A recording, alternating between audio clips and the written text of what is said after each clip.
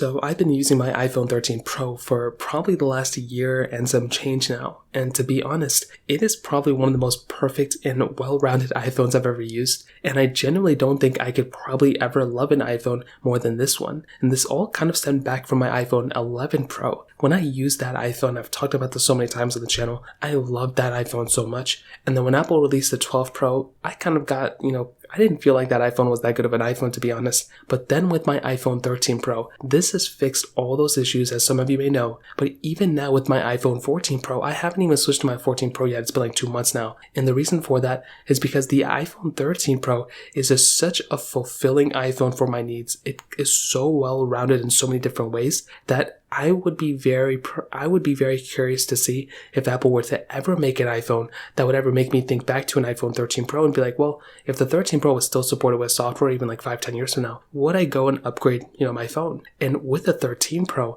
I think Apple put too much emphasis on the notch, and not necessarily in a good way with the 14 Pro, but they really made this phone perfect in pretty much every single way, but they just wanted to keep the notch on this device.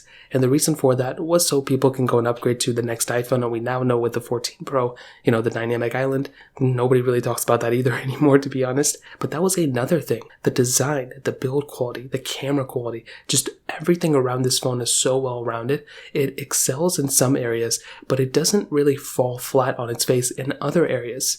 The screen is very beautiful. It's still one of the best screens I've used on my iPhone. The UI is very smooth. It's just a very compelling phone. When I look at my 14 Pro, you could say the same thing. You could say that phone is a better phone in every single area than the 13 Pro. But the weird decisions, like the dynamic island being pressed down, way lower than even the notch, I'm not really a fan of that. The SIM card tray being removed as well, I'm not really a fan of that either. And I wish Apple were to keep that, SIM card tray there. There's really not much we can do about it at this point, but that's another thing that kind of stood out to me as well. And in my opinion, if I were to go ahead and recommend a phone to people, I honestly cannot recommend the iPhone 13 Pro enough. I think this iPhone is, again, one of the most well-rounded, one of the best iPhones Apple has ever made, and I'm just so happy that they released this phone before they went ahead and dropped, the SIM card tray, or before they did some other things too. So if I were you, if you want the most well-rounded iPhone of all time, this is probably one of the best ones you can go ahead and pick up. I think the iPhone, 13 Pro is a solid option, and it's even a better option